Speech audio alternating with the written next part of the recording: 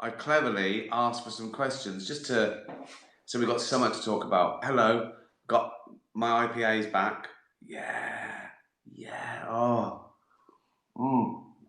Listen, I love lager. You know that. Um, uh, we've discussed this. There isn't really a drink that I wouldn't drink if it was the only drink that I could find. But I have uh, I have grown fond of some things that are an acquired taste I didn't like at first, like some darker beers and sort of those nice micro brewery sort of beers. Uh, anyway, I like this one. Um, so yeah, some questions. Uh, Josephine Margaret asks, "How do you stay connected with ordinary people in your writing when you live amongst celebrities?" Wow, that's a good question, but I should say one. I don't live amongst celebrities. I mean, I know some, but I don't live among. I make sure I don't. Um, how do I stay connected? Well, I can even say I don't stay connected, but I try to, and I take that as a compliment that I do stay connected with ordinary people. I mean, also you said so I do know some celebrities, but they're not all celebrities are out of touch wankers. Some are nice people. Some have always been nice. Some probably went through it and come out the other side. They might have been arseholes and now, So it depends, but I really don't think of my. I do not hang around with celebrities once or twice a year. Um, uh, I was famous late, which helps. So I knew who I was. I had all my, you know, priorities and values together. I mean, I imagine being famous at 18, how can you not be an arsehole? Um, so there's that. In fact, I feared being famous. I hated the term, I mean, it's still an awful term, celebrity, but I feared it because I didn't want to be lumped in with those people that do anything to be famous. So I was quite militant about it, that, I was famous for something. Fame was an upshot of what I did, writing and directing. Not going to premieres of films that I wasn't in, not doing every celebrity fucking game show on telly. Um, and yeah, I think that works well. I didn't want anyone to think I signed that deal with the devil. Make me famous and you can go through my bins. So, I've always done this as a job to get a good lifestyle, which had nothing to do with that. But it is a very good question, because you have got to stay connected with ordinary things, ordinary people, everyday life. Otherwise, it's horrible. I mean, I've done things about fame, but they're usually spoofing it and damning it. It's about I have studied. The Office was sort of a study in fame, an ordinary person, from those quaint docu-soaps. But it was really about real people. My experience of working in an office for 10 years, that came first. And it was the vehicle for it, really, the fake documentary. And once people knew that David Brent was an ordinary guy who wanted to be famous because he thought it would make him happy, it comes to life. But you've got to try and keep low status. So, like in my new stand-up, I just don't talk about celebrity stuff much. I have to go back. I go back to childhood and school and family. So people relate. The thing is about comedy is, particularly in stand-up, you've got to try and keep your low status. We're court jesters. We're meant to be down in the mud with the other peasants, teasing the king. Not too much, so you don't get executed. So that's the idea. But of course, I also want to tell the truth. So I can't go up there and pretend I had a bad day signing on the tube, or they go, fuck off. You fucking got a limo here, you lying bastard. So I can't do that. So what I do is I invite them in behind the curtain. I go, right, I'll do it in two ways. One, I go, what do you think, it's all fun and games being, look at the shit things that still happen, you know. And two, I do it by talking about things where the audience is better off than me. They're not as fat and old and bald and angry as me. You know, I'm going to die before them. So that's why I embrace those sort of things, because you've got to try and, you can't be above it. You can't go out there. There's nothing more boring than telling someone what a great fucking day you've had. Oh, shut the fuck up. Those people that go, oh, this holiday was so much better than yours, keep it to yourself. So I hope that answers your question. Eric says, I've backed out of his surname, I'm afraid. It's way too many letters. You know he is when asked the question. Eric says, will the theatre be open in Toronto in August to come and see you? I don't think so. I think there's too many risk factors. And so the only one that I think I'm hoping will happen is the London run, but I don't know. But they won't be cancelled. I'll postpone them. I will do them, even if I have to do Afterlife 3 first and then come back to it. Yeah, what can you do? Danny says, will you joke about COVID in your new stand-up show? Oh, yeah, I'll have to, yeah, of course. But again, not too much. That'd be boring, wouldn't it? A show about COVID. I mean, think how many Edinburgh shows will be about my lockdown. Fucking novels, films, TV shows. Oh, God. People don't want to forget it. Fucking hell. But I'll have to mention it, because some of the stuff literally doesn't make sense that was up and running. Like I talk about something and they go, hold on, he's got to mention. So you have to adapt a little bit, but not much. No, it won't be a show about it.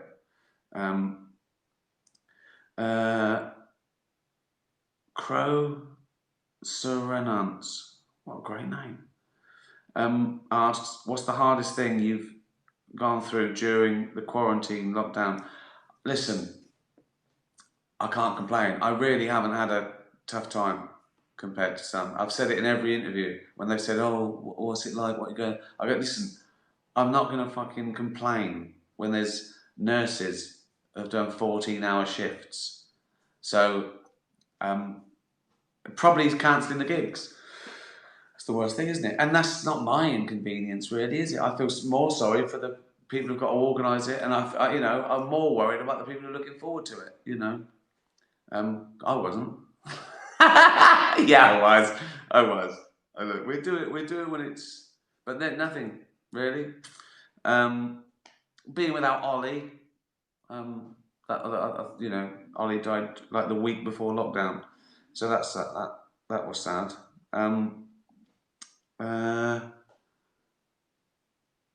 If you could, Andy Hughes, fuck me, how long have you got? If you could change anything about yourself, what would you change? Fucking hell, where do I start? I don't know.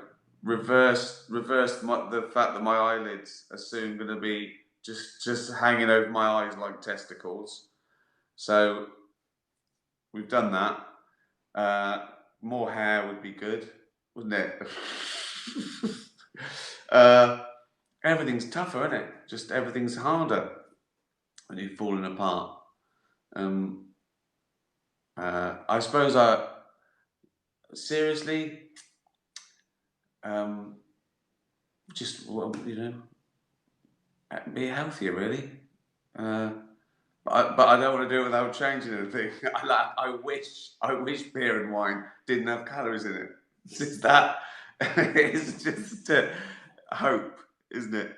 But yeah, you know, as I said before, the only reason I want to live longer is to drink more beer and wine. I do this thing now. If Jane says, "Oh, what are you doing today?" or "What are you doing tomorrow?" Right, planning something, I go, "I'll just continue in the quest for the perfect body." She goes, "Oh, okay." It wasn't funny the first time I said it, right? Things often aren't, but you know, a staple of comedy is keep saying it until it is funny. I made that one up. That's not a rule of comedy. Yeah, worked out today. And my technique now isn't like, well, that's this. I don't fucking diet ever. I try and beat the system, um, but I'll never be thin because I like food and drink too much. But I can, you know, this is as good as it gets. I'm already doing like an hour a day now, just to stay like this. But you know, you have to adapt. Like in Rocky Six, right?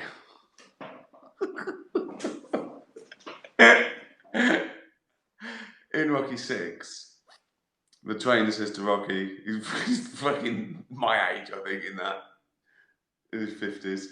The trainer says, you know, you're not young anymore. You're old. Uh, you haven't got any speed anymore. You've got no skill, right?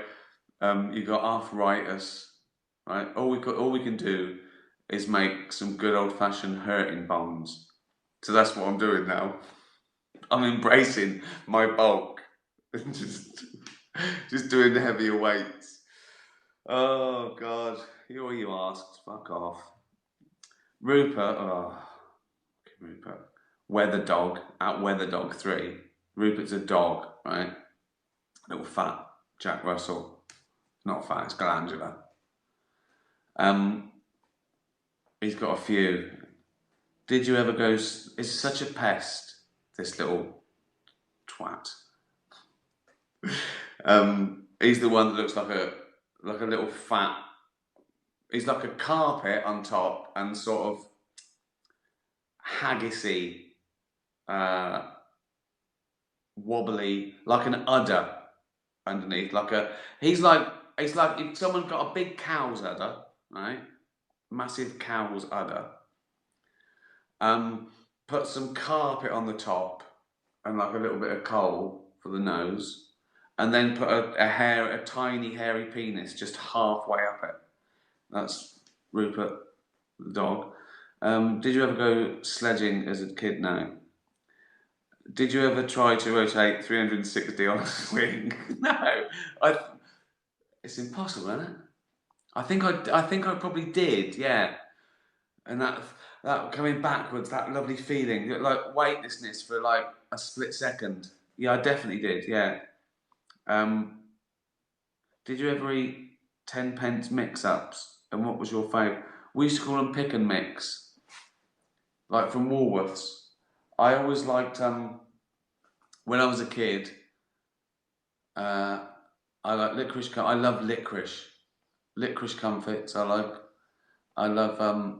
Oh, Bertie Bassett was a bit of a fucking hero of mine.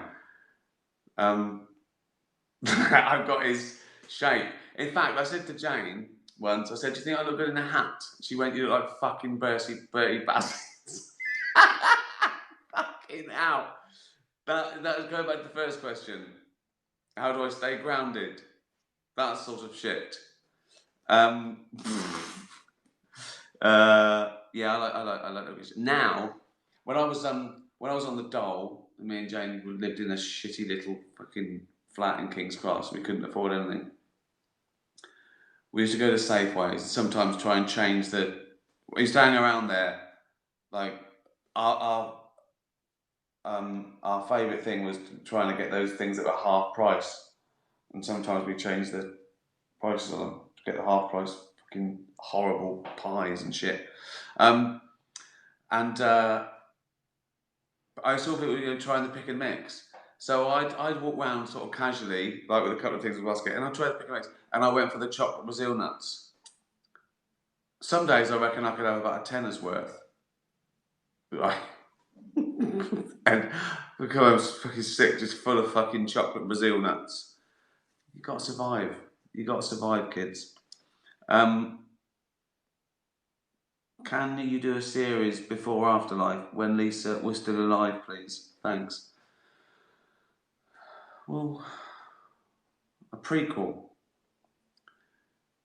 The trouble with that is if I do that after this series, we'll look older in the prequel than we do in Afterlife, won't we?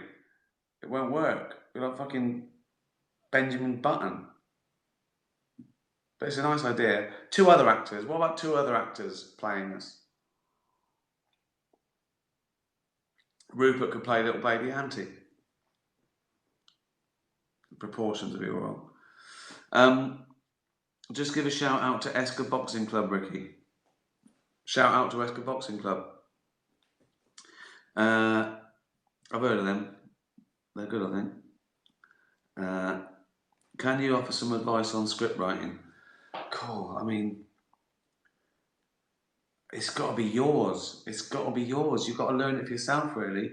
But I mean, I suppose I would say write about things you know, things about you care about.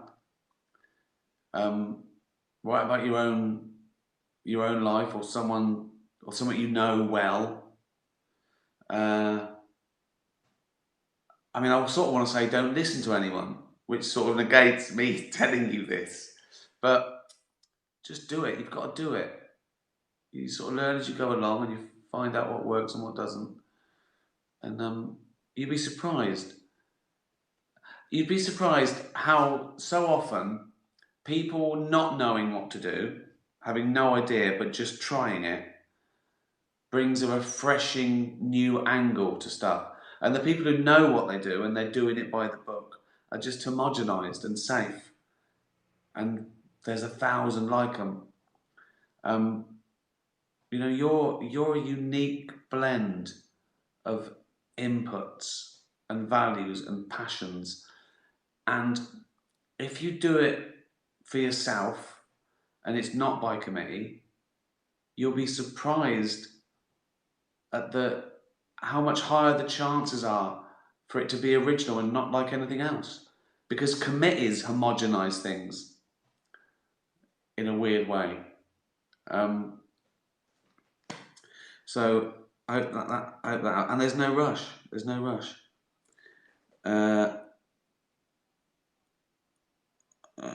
Legend. That was Legend Eskimo Boy, by the way. Connor Sibley says opinions on 12 Angry Men. Have you seen it? Is it good, bad, dated, a classic? Yep, it's brilliant. It's absolutely brilliant. Yeah.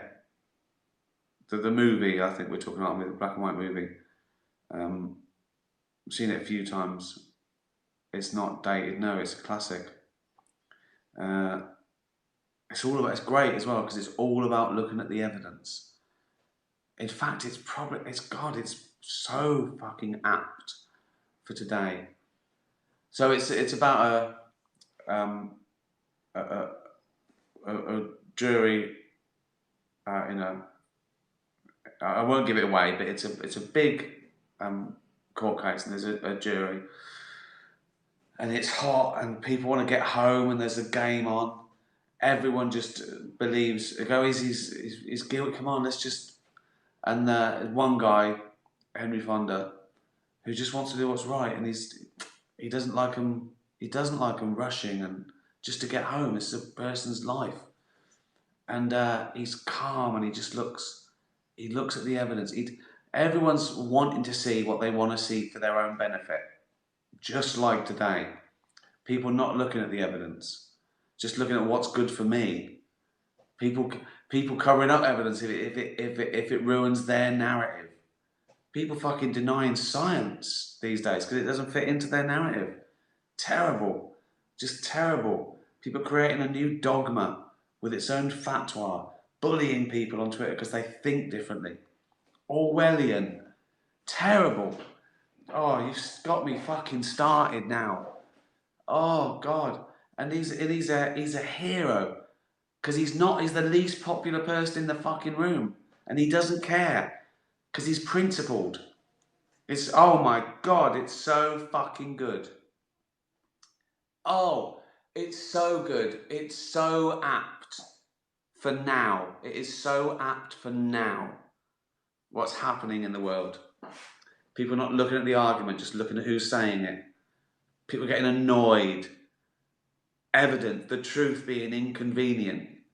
Fucking brilliant. It's fucking brilliant. Does that answer your question? Good. Well, it was nearly a rant, but I held it back. And I made it about art, didn't I? And 12 Angry Men. Good. I'm going to miss these little chats. We'll do a few more, though. When do the pubs open? We've done this, haven't we? I mean, never say never. But we'll do a few more anyway, and then we'll see. I'm busy, I should be writing. And you'll have things to do. You'll be off down the pub, won't you? But it's been great. Thanks for following. Stay sane. Follow the evidence. Be heard. Be truthful to yourself. Don't be bullied. Treat people with respect and compassion. Be kind to animals. That'll do, won't it? Yeah. And cheers. When should we do this again? What day is it? Sunday? Wednesday? Wednesday. Tatty bye, everyone. Tatty bye.